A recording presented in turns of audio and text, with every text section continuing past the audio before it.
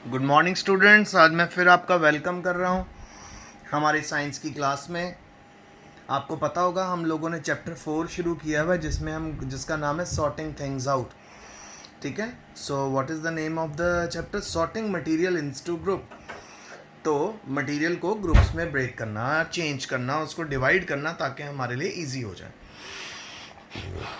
अब आपको याद है मैंने आपको प्रॉपर्टीज़ ऑफ मटेरियल्स करानी शुरू करवाई थी और मैंने बताया था कि मटेरियल की प्रॉपर्टी को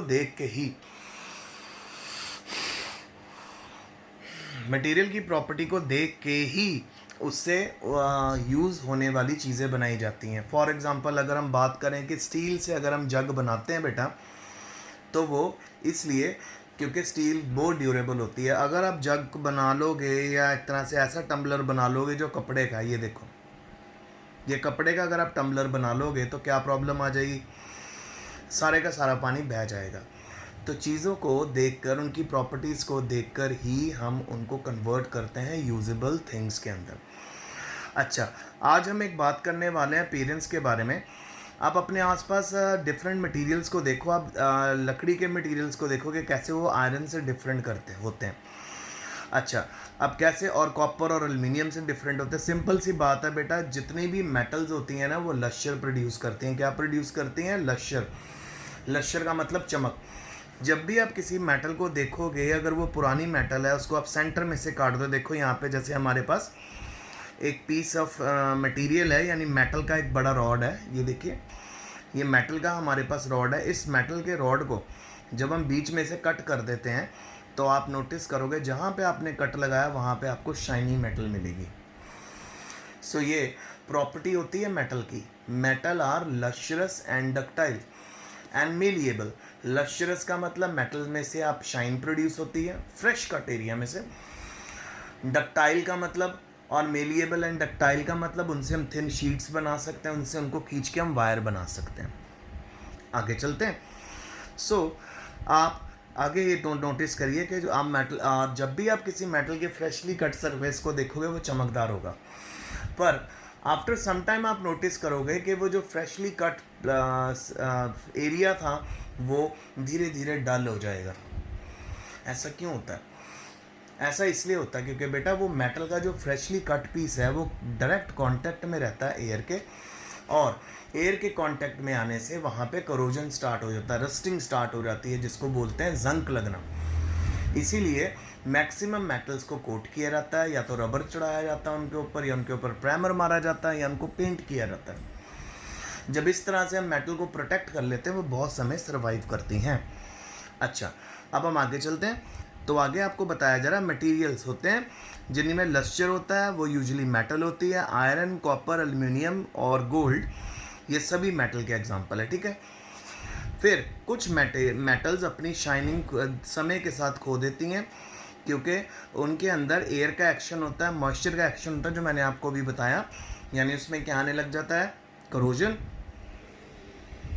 और करोजन होने से क्या हो जाता है बेटा? उन मेटल्स की शाइनिंग समय के साथ समाप्त हो जाती है।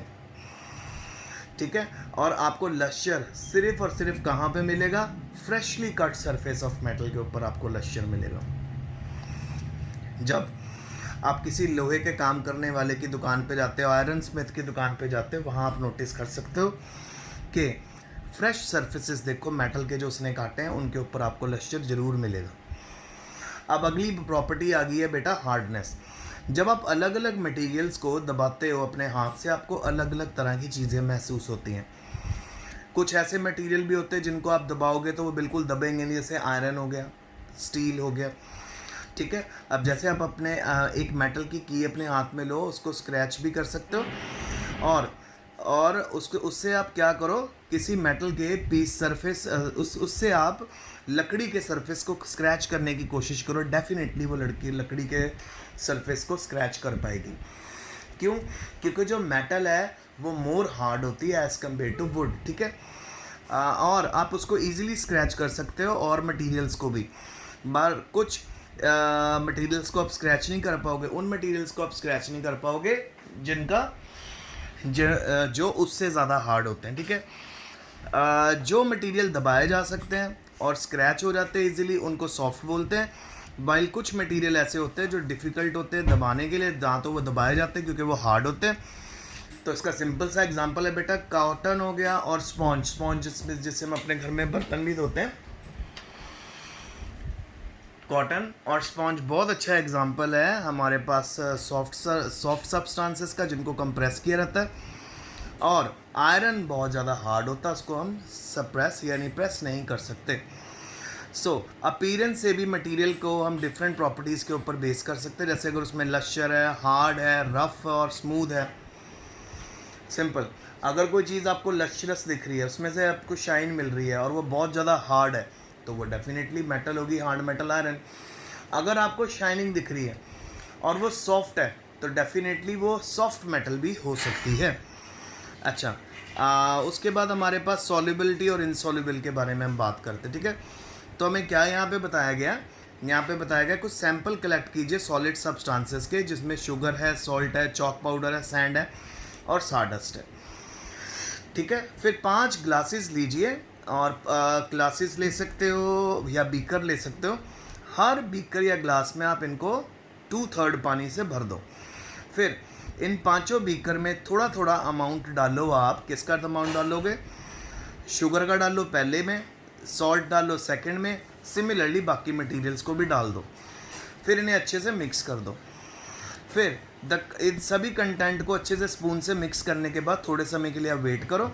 फिर आप ऑब्ज़र्व करो कि जब आपने सब्सटेंस को ऐड कर लिया तो उसमें आपको क्या क्या ऑब्जर्वेशन मिलती है। तो आइए इस टेबल को जल्दी से कवर करते हैं। इस तरफ सब्सटेंस है कितने, 1 2 3 4 5 सब्सटेंस है। बस आपने यहाँ पे ये बताना है कि पानी के अंदर क्या वो दिखते हैं कि नहीं दिखते। डिसअपीयर इन वाटर का मतलब वो बिल्कुल गायब हो गए completely. Does not disappear in water यानी हम उनको देख सकते हैं। अच्छा बेटा, नमक डाल लोगे, नमक तो डिसअपीयर हो जाएगा एकदम से। नमक एक तरह का ऐसा केमिकल कंपाउंड है जो बहुत जल्दी डिसॉल्व हो जाता है, ठीक है ना। एक तरह का सॉल्ट है ना ये, NaCl, बड़ी क्लासेस में आप सीखोगे।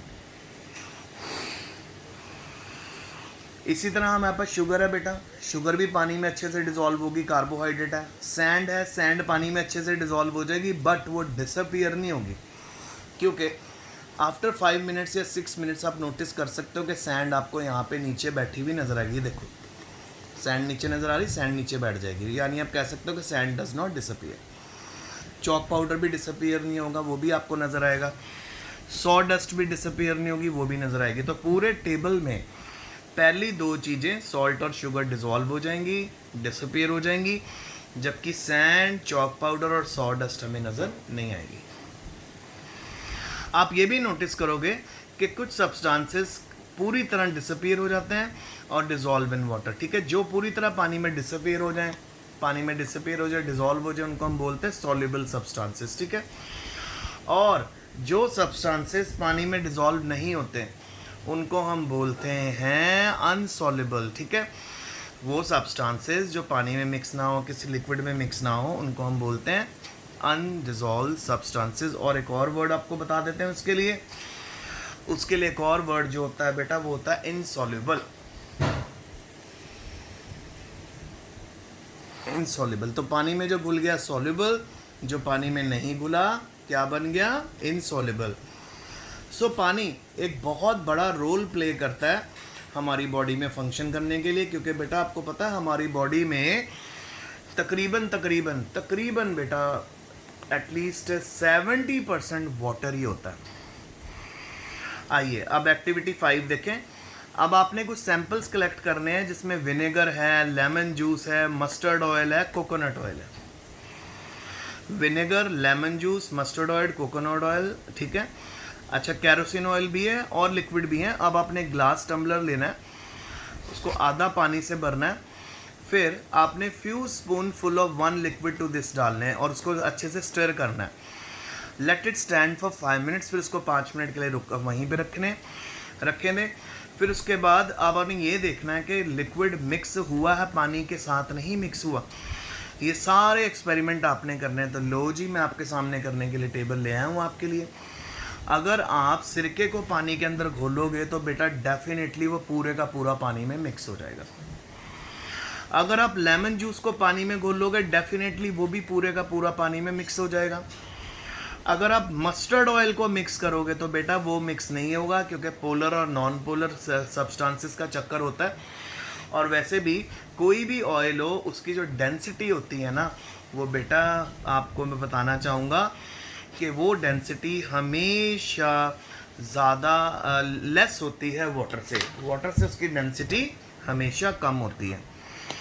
इसी तरह कोकोनट ऑयल को जब आप डालोगे वो भी फ्लोट करेगा, कैरोसिन ऑयल को डालोगे तो भी वो फ्लोट करेगा। तो जब भी आप किसी ऑयल को पानी में डालोगे तो वो ऑयल डेफिनेटली वाटर के ऊपर फ्लोट करता है। ये देखो यहाँ पे आपको एग्जांपल दी हुई है, ठीक है, दिखा हुआ है some liquid mix well with water while other do not. तो देखो कुछ जो ए पार्ट है उसमें दिखाया कि मिक्स अच्छे से लिक्विड में, जो आपने लिक्विड डाला वो वाटर में मिक्स हो गया। वो दो लिक्विड क्या थे, या तो विनेगर था या फिर लेमन जूस था। समझ आ रहा है ना। बाकी अब जब भी आप कोई तेल डालोगे वो तेल देखो ऐसे फ्लोट करेगा पानी के ऊपर, ये तेल फ्लोट कर रहा है। ओके, नेक्स्ट टॉपिक है हमारे पास ऑब्जेक्ट में float or sink in water. तो बेटा सिंपल सी बात है, जिन ऑब्जेक्ट की डेंसिटी पानी से कम होती है वो हमेशा पानी के ऊपर फ्लोट करते हैं, जिनकी डेंसिटी ज़्यादा होती है वो पानी के ऊपर फ्लोट नहीं करते, वो पानी में नीचे सेटल हो रहते हैं। जिनकी डेंसिटी पानी के बराबर होती है ना तो वो पानी के ऊपर फ्लोट करते हैं, ना वो नीचे रहते हैं बेस में, वो बीच में रहते हैं। ओके, आइए पढ़ें। कहता है कुछ एक्टिविटीज़ में आपने देखा कि कुछ insoluble solid separate out from water. आप ये भी नोटिस करोगे कि कुछ लिक्विड भी पानी के ऊपर सर्वाइव करते हैं।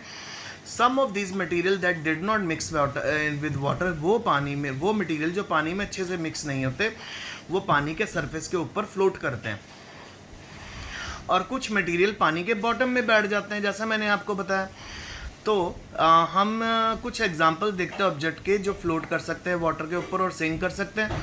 तो सिंपल सी बात है बेटा, अगर आपके पास ड्राइड लीव्स हैं, अगर आपके पत्ते हैं सूखे हुए और वो पानी के ऊपर पत्ते आ जाएंगे तो आपको पता ही है पानी के ऊपर वो हमेशा फ्लोट करते हैं, ठीक है, वो पानी के अंदर नहीं जाते, ठीक है। और ये लिखा तो है dried leaves fall on the surface of a pond.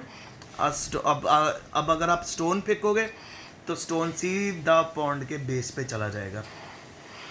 इसी तरह कुछ ड्रॉप्स हनी की जब आप पानी के अंदर डालते हो glass of water, what happen to this, ये पहले तो फ्लोट करेंगे और बाद में ये पानी में डिजॉल्व हो जाएगा हनी भी। Boojho would like you to give him 5 example each of object that float and do sink in water. तो बूझो चाहता है कि हम उसको 5 एग्जाम्पल्स बताएं, 5 एग्जाम्पल ऐसे ऑब्जेक्ट्स की जो पानी में नीचे बैठ जाते हैं, 5 एग्जाम्पल ऐसे ऑब्जेक्ट की जो पानी में तैरते रहते हैं। And what about testing these material to see if they float or sink to other liquid. तो यहाँ पे उसने बेटा ऐसे मटेरियल लिए हैं और वो देख रहा है कि कौन से मटेरियल पानी में बह रहे हैं, पानी पे फ्लोट करते हैं। देखो कुछ वेजिटेबल्स हैं जो पानी पे फ्लोट कर रही हैं, पर नीचे कुछ कॉइन्स और सिक्के हैं। और अपनी आपको यहाँ पे एक चाबी भी नज़र आ रही, की भी जो बेस में बैठ गई है।